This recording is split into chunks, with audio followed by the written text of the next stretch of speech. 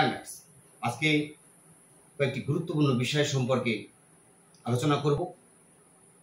East, West, north এবং south, এগুলির প্রথম অক্ষর কখন ক্যাপিটাল বা বড় হাতের হবে এবং কখন স্মল বা ছোট হাতের অক্ষর লিখতে হবে।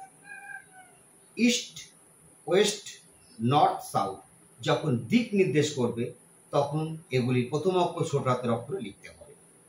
আর এগুলি যখন প্রপার নাউন হিসেবে ব্যবহৃত হবে তখন এদের প্রথম অক্ষর বড় হাতে বা ক্যাপিটাল লেটারে লিখতে হবে।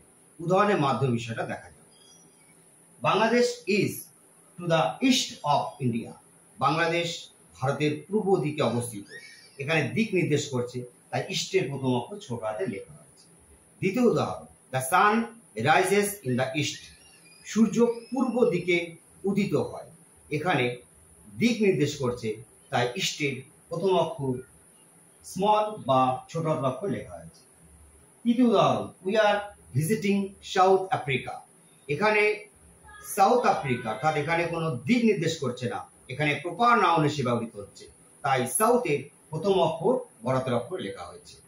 তাহলে বিষয়টাই, ইস্ট, ওয়েস্ট, নর্থ, সাউথ যখন দিক নির্দেশ করবে তখন এদের প্রথম অক্ষর স্মল বা ছোট হাতের অক্ষর লিখতে হবে, আর যখন এরা প্রপার নাউন হিসেবে ব্যবহৃত হবে এদের প্রথম অক্ষর ক্যাপিটাল বা বড় হাতের অক্ষরে লিখতে হবে। আশা করি সকলের কনফিউশন দূর হয়েছে। Thank you so much.